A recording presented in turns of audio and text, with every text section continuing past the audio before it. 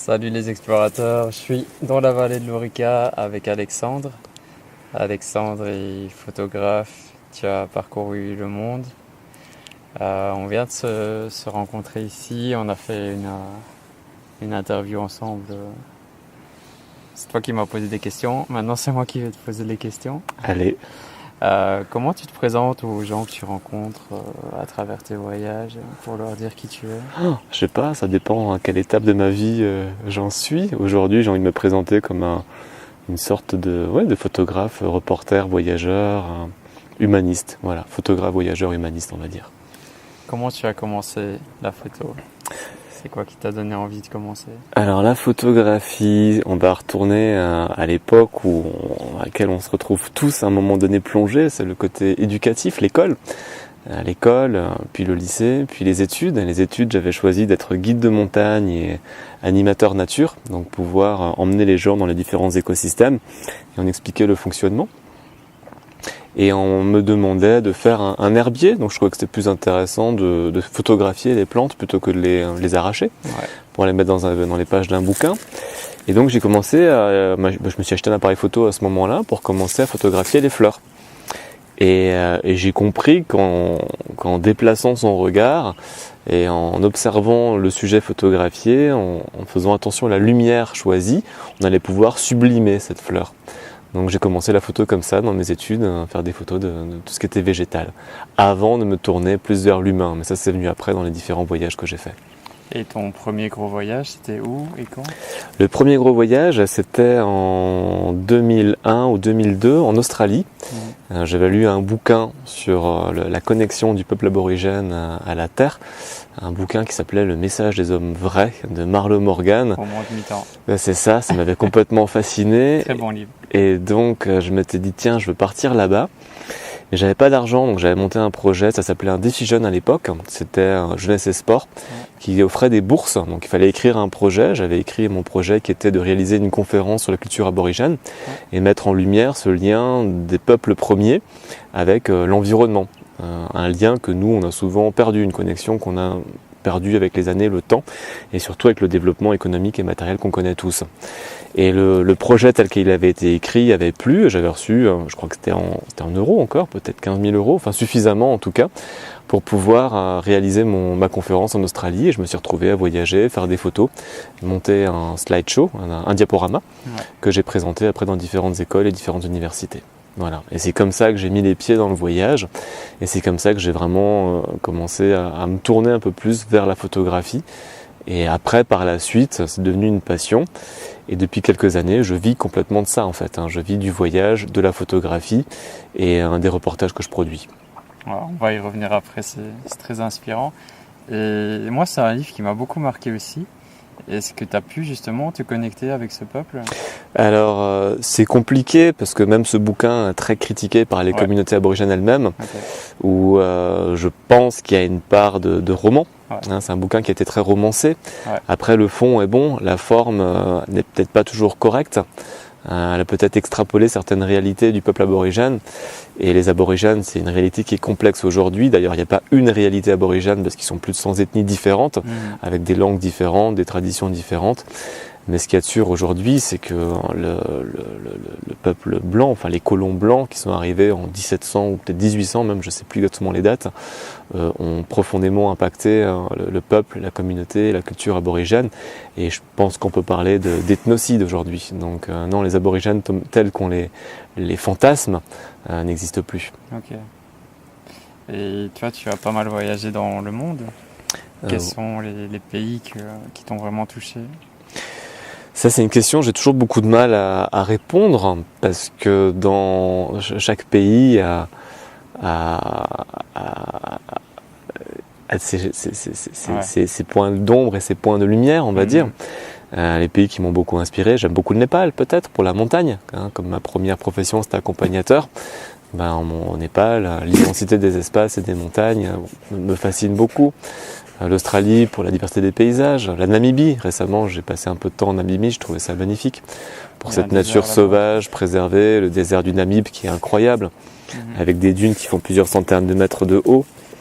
des peuples, hein, les San, qu'on appelle les Bushmen, les Himba, donc la Namibie pour un point de vue culturel et naturel, et puis la faune, les éléphants, les girafes, enfin, toute la faune africaine comme on se l'imagine après avoir vu le roi lion, on le retrouve là-bas. Donc je sais pas, chaque pays a ses spécificités, j'arrive jamais à dire quel est mon pays préféré, il y en a pas.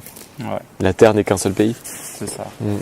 Et est-ce qu'il y a un endroit où tu t'es peut-être dit je m'installerais bien ici? Plein d'endroits, mais après je crois que la maison elle est dans le cœur, la maison elle est intérieure. Donc finalement, m'installer, c'est arriver. La maison on l'emmène avec soi, c'est se sentir bien là où on est. Et puis je suis français et je trouve que c'est un beau pays avec une belle diversité. Et puis je me sens bien chez moi, donc pour l'instant je vis en France. Je suis plusieurs mois par an à l'étranger. Mais j'aime rentrer chez moi. J'aime partir, mais j'aime rentrer. Donc, où m'installer, tout est possible. Pour l'instant, je suis en France. Et en fait, comme tu voyages, la question se pose peut-être même pas. Oui. Vu que... Oui, c'est vrai. Après, si je veux voyager ou si je veux m'installer quelque part dans la... En fait, j'ai réussi à créer une réalité dans laquelle je me sens complètement libre. Libre de mes choix, libre si je choisis de rester ici à moi, je peux très bien le faire. Parce que je pourrais très bien bosser sur mes images ici ou sur les émissions radio que je produis. Donc la réalité, tu la construis là où tu te poses. Ouais, je connais beaucoup de personnes qui font de la photographie, mais qui ne sont pas à un niveau professionnel. Quel a été pour toi le déclic pour passer d'une passion à un métier? Ouais, pendant longtemps, ça c'est une question intéressante parce que pendant longtemps il y a cette notion de légitimité et pendant plusieurs années je me sentais pas légitime à me dire photographe ou à vivre de la photographie parce que j'ai pas fait d'études de photographie, je suis pas passé par l'école de photographie et je pense que ça m'a limité. Et puis un jour j'ai compris qu'en fait non, aujourd'hui on est dans un monde où on peut, quand on est passionné par quelque chose, il suffit de se former. Avec tous les outils qui sont mis à disposition, Internet, les bouquins, enfin c'est très simple de se former dans ce qu'on aime faire. Et donc ça fait maintenant 5 ans je pense, que je vis de la photographie en tant que photographe pro. Et c'est une rencontre qui m'a donné confiance, une fille qui un jour m'a contacté par Internet et me disait « J'aime vos images, j'aimerais faire un bouquin avec vous ». Alors j'aime vos images, je l'ai entendu depuis des années, mais quand c'est ta maman ou tes amis qui te le disent, tu les remercies gentiment. Mais quand c'est des gens que tu ne connais pas, et elle était chargée de com pour une grande boîte, ça prend un peu plus de valeur et tu dis peut-être qu'il y a vraiment quelque chose dans mon regard. Et donc tu commences à prendre confiance et tu te dis bon ok, j'y vais quoi, je vais sur cette voie-là, si c'est ce qui me plaît, si c'est ce que j'aime faire. Allons-y. Et il se trouve que très rapidement, j'ai vite réussi à créer les bons réseaux et à vivre de la photographie et du voyage. En bossant pour des ONG, en bossant sur les thématiques de l'éducation, de la santé, du développement, en bossant aussi pour des agences de voyage, parce que dans le secteur du tourisme aussi, on a beaucoup besoin d'images, de visuels, et en bossant aussi pour différentes commandes. Voilà. C'est très inspirant. Et quel est ton regard sur cette génération où tout est possible? Justement, tu disais qu'on peut se former assez facilement.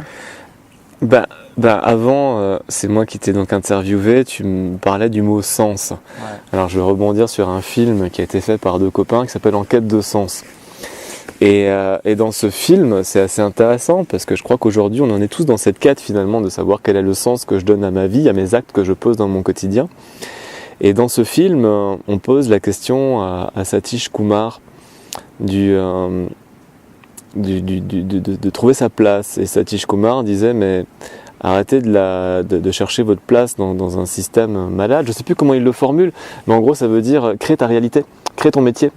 Donc comment s'insérer dans ce système? Je pense qu'il ne faut pas forcément absolument vouloir rentrer dans une case, mais je pense qu'il faut imaginer de nouvelles cases et essayer de les créer.